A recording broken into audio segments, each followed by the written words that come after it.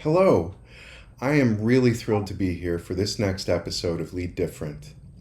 Today, or this time, with our guest, Chad Ludwig. I am really excited to be talking with him about his leadership journey and his current work, too. Before we get started, I just wanted to take the opportunity to let you all know that today's Lead Different is sponsored by Interpreter Now, who's providing interpretation and captioning for this Lead Different. Thank you to our fantastic sponsor for your support. Now, I wanted to talk with Chad about his leadership journey. Chad, would you mind telling me a little more about yourself and your leadership journey? Yeah, sure, absolutely. Hello, everyone. So, I currently live here in Oregon, and I am the founder and executive director of a nonprofit organization called Bridges Oregon. And my leadership journey really, it's not one, but a multifaceted list throughout the course of my life to getting to this point. So, where I built the nonprofit organization started, that was, what was it, back in 2017 until now. Hmm. I wonder, could you tell me about your background and the different roles that really contributed to your current role as an executive director?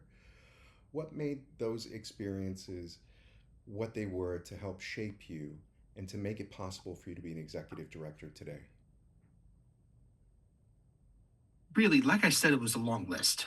First of all, I was a former board member of served with the Abused Deaf Women's Advocacy Services. I was there under Marilyn Beath, and she provided a lot of training to the board, like, for example, how to ask for donations. And we were also working in a sales team through the course of Z for almost about 10 years, and then also the president of the Organization for the Deaf for 4 years. So that's where I did a lot of community conversations. I think I ran a total of actually almost 12. I want to say 10 or 11, somewhere in that range. City trips, just kind of going around and meeting with different community members, collecting information on what they wanted throughout the state of Oregon, and a bunch of different things as well.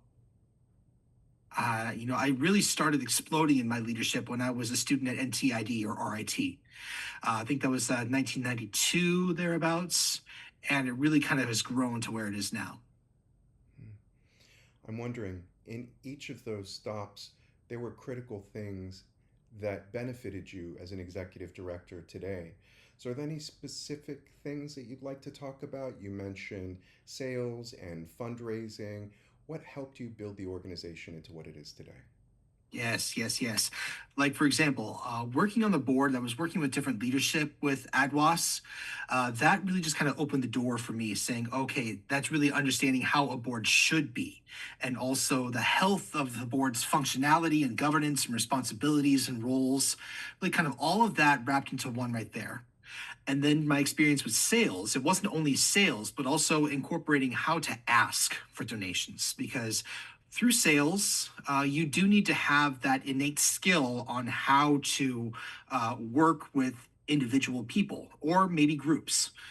Also, getting sponsorships, gifts, and trying to get them to accept the product or service that you're delivering, and really get them to say that yes and believe in the product and service, and get their loyalty and work on retention. So that really kind of frame in this organization, really that governance and programs and services to the community, and really getting them to see this new organization and wonder if they actually are the real deal. So really building that trust, confidence, and loyalty in order to build that retention, and not only to the community, but also to volunteers and donors, multiple people who are involved in that process.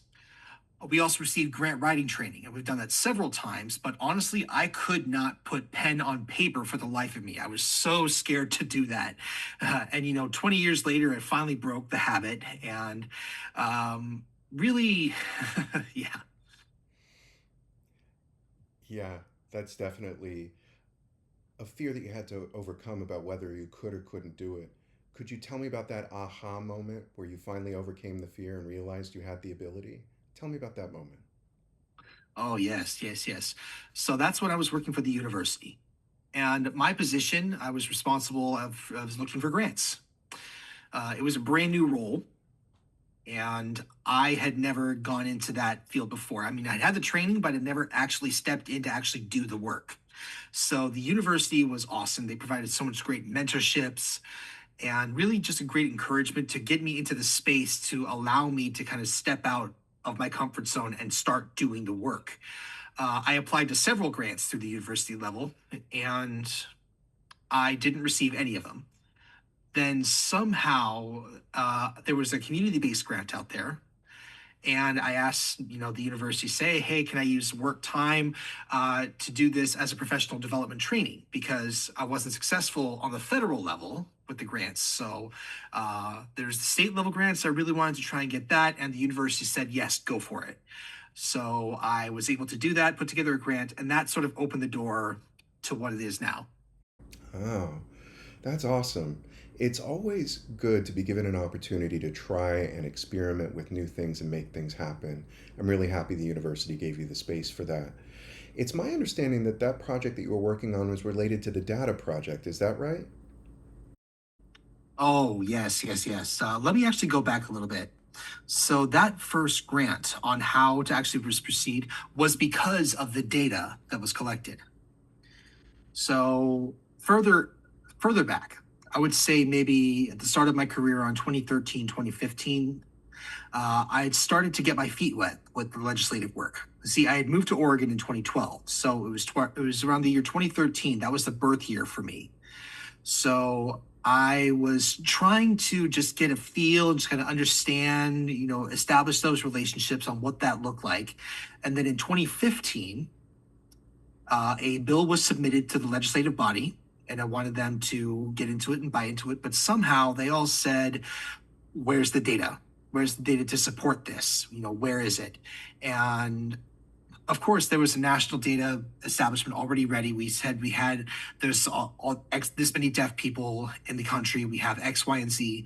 So I borrowed the formula from the Gallaudet Research Institute. It was established long ago, and they had set some formulas on that. So I borrowed that and gave that to the Oregon legislative body and see if they can get something like that. But they said no, they didn't want that. They wanted the real hard data that was created within the state of Oregon that identifies deaf, deafblind, and hard of hearing folks. And I said, okay, give me the money and I will give you the results. So they were looking around and they decided that there was a Christmas tree fund that was allocated about $200,000 to do the community based assessment. So it was assigned to one state agency, and that state agency did an RFP, a request for proposal. So they put that out there and ended up getting two applications. The university, which I eventually would work for, was one of those applicants, and they received an award. It was led by Dr. Denise Thew Hackett, a deaf woman who has a postdoc in clinical research. So she took the lead and put all the pieces together. I sort of joined her, not formally set, but formally ish work group. So I wasn't the written chair of that. So we worked together within the community with a bunch of stakeholders, and we had to do it because time was of the essence. So we couldn't really structure anything because we only had, I think, 7 or 8 months to go from start to the finish, to the final report, all that within 8 months. I'm curious. Could you tell me more about the data after you finished the project and got the results? How did that help you with your relationship building and creating new opportunities with the government and funders? I'm curious because many times in talking with members of the deaf community, they don't understand the important role that data has in helping to achieve the goals of organizations that serve the community. So could you tell me more about that? Yes, yes. The community based needs assessment, I'm going to abbreviate that as CNA from here on out. So the CNA has 11 identifying areas: Voc rehab, access to state resources, emergencies, employment, medical, crime, just all that got going on right there. So there's all these different identifying areas. We got almost 900 responses, but really 800 or so were actually taken and assessed. So we had the results and we brought that back to the Oregon legislature. So what we did with all this was we went ahead and we worked with different state partners, and we sent out letters to different foundations, letting them know about this data here. There's no resources in the state, and we feel that there's a need to start somewhere. And that caught the eyes of one state agency. And they actually invited me to an open conversation. And that in turn led to them letting me know that a grant was available. So I thought, okay, that would be a good fit. So I went ahead and applied, and that became our first grant. It was the Victims of Crime Act grant, so or VOCA for short. And because the CNA report has one area where crime data was collected about, whether it's injury or hate crimes or discrimination because of deafness. So we took all of that data and put that into a report and sent it. And we showed that, saying, hey, this is really going on in the state. So the agency saw that about this crime data that was happening, and there was data to support that. They said, okay, here you go. Oh, good. I wonder if all those out there are watching you and wondering how they can do the same thing themselves, what advice would you have for them? That CNA report that I had, that was, over $200,000 that was given today. I would say plan to ask for 500,000, because you do need to translate all of the assessment questions and the IRB as well. Hire a statistician. So really, there are just a lot of costs involved, and not only that, but also involving the community to really maintain the model of community-based involvement and that model right there. So doing the research data and bringing it to the community, saying, do you think that would be a good fit? Or make sure that you get all of their verifications saying, hey, yes, we agree, we have that validation. And then using that as a way to pursue the research facts. So for many other states, I would suggest working with your state legislature and asking for money, because it will benefit the state. And that CNA, once that final report is done, don't not share it. Make sure you share it with everyone that you know, and they will take it and run with it. And obviously, one or two people took it and ran with it, and that's where we are right now. So that brought a lot of resources, new opportunities, and helped to build community. Before, when we were talking, you said that you view yourself in the role of executive director as somebody who wants to take the pulse of the community, to understand what the community needs, and once you get that information, building a bridge between the community and the funders, the legislators, and the people who create resources and opportunities, bringing those two groups together. Can you tell me a little bit more about that and how you view yourself in your role and how you fulfill the expectations of both the community and the legislature in creating new exciting opportunities like what you're doing today at Bridges, Oregon? Yes, yes. So like I shared previously, I was the president of OAD, and we did a community roundtable. And that really was an opportunity to the community to share. And the common theme was, where do I get these services? Where? Now, keep in mind, for many years, Oregon stood as one of 12 states in the West that didn't have any services. And I think maybe one of 10-ish, again, this is back then, in the country that within the state did not provide any services for deaf, hard of hearing, and deaf blind. So within the state of Oregon, we felt like there was so much missing. Where do we get these services? Like communication assistance, employment, just support, just general support. And often we're getting letters that the people themselves don't understand. So going to these roundtables and hearing this common theme kind of led me to work with legislators to get that CNA established. And as soon as that was done, building that nonprofit organization based on all of the data that I've heard. So I started applying to different grants and sharing these stories from what I remember up till that point. And while I was providing services, we continued to collect data and collect testimony and stories to really help us recycle and really just go into in-depth explanation and detail to these legislative managers about this data. This is real, you know, because we're considered more of an invisible disability group. I mean, people don't realize that the system recognizes disabilities that are more obvious, that are more visible. And they tend to worry about the visible disabled. They don't really think about the many others that are constantly overlooked, and they feel like they're having to just beg and just kind of remind everyone, saying, hey, we're here. And it's been really hard to detract that attention towards those people. So the stories and the data that will keep you in front are vital and in their face. So with the recent legislative meeting, we put together a fact sheet and we distributed those to each office to remind them about our community and our work and showing them that we're still here.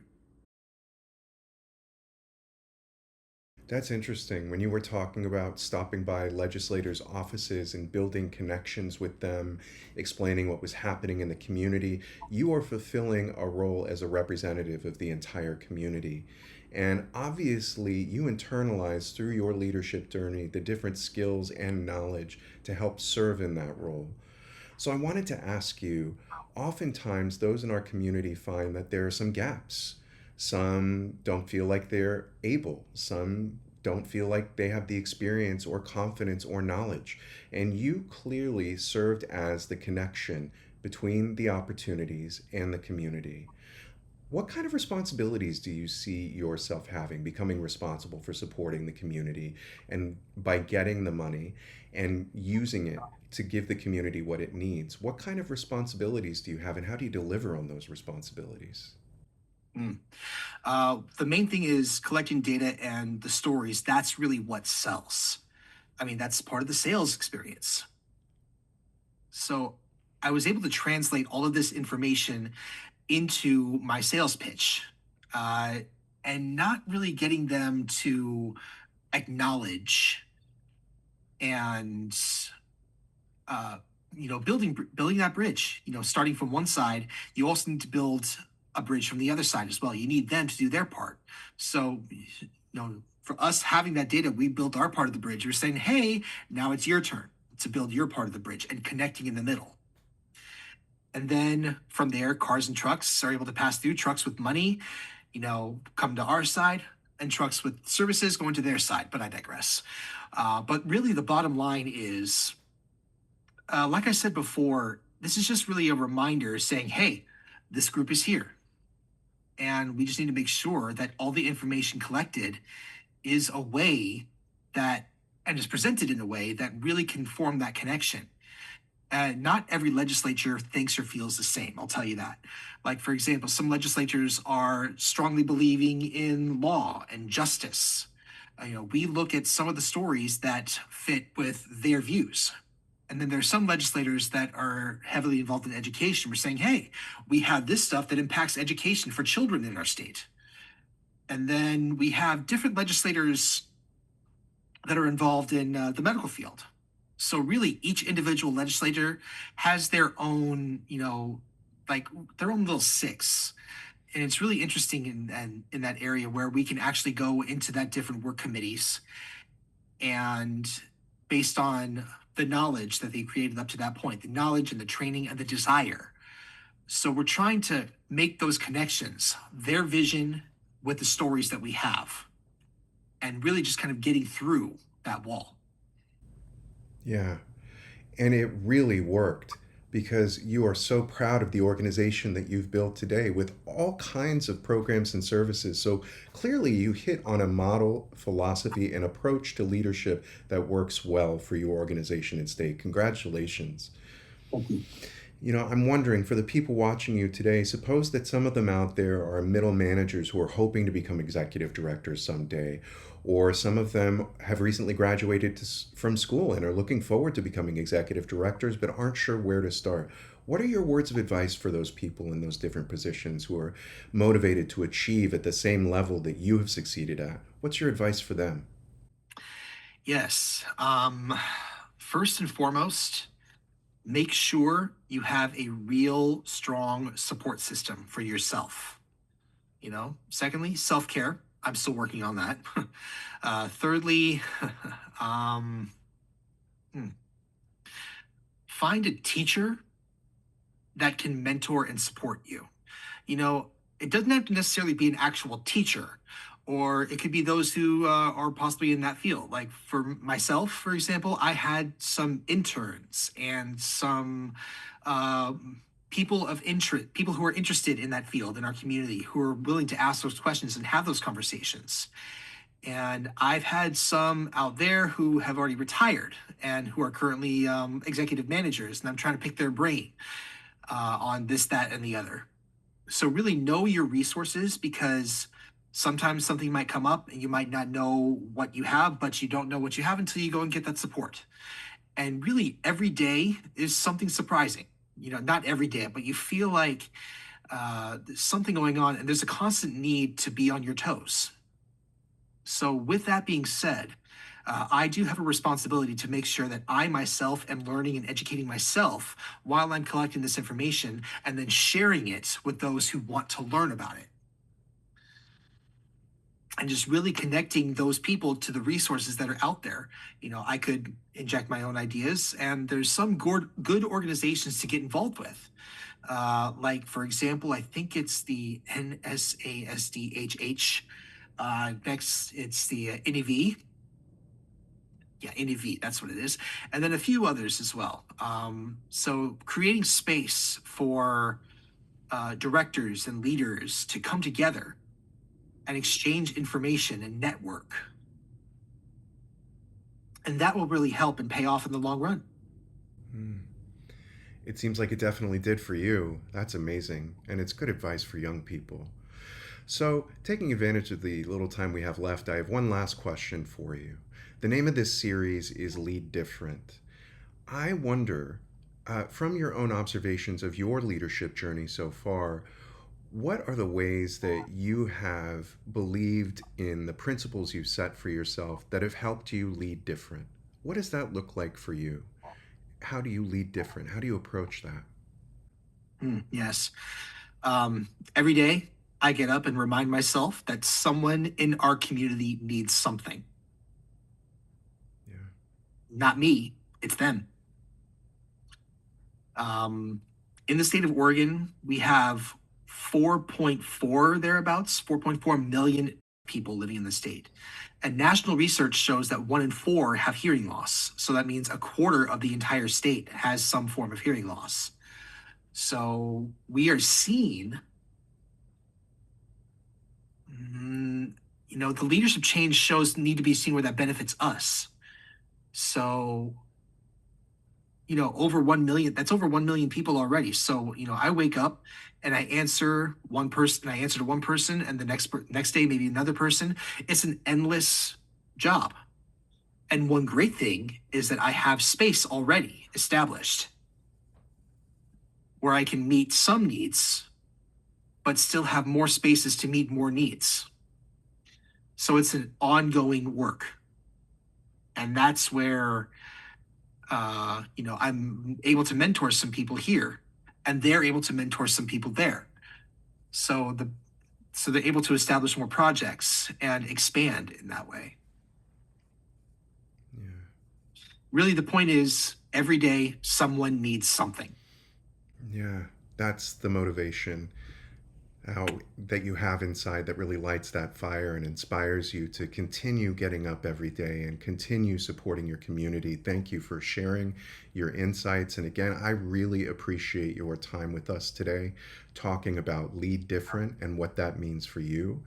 You are a great example of how you can really create change in your community through an organization in a state. Congratulations again for a fantastic job. I really appreciate your support of our community. Absolutely. Thank you. Now, I'd like to say thank you to all of you for joining us today at Lead Different. Please go ahead and subscribe to our email newsletter if you're wondering about what's coming next and what that might look like. We'll keep sending out updates. And thank you again to our fantastic sponsors for providing interpreters today, for supporting us with interpretation and captioning. Thank you very much and have a wonderful day.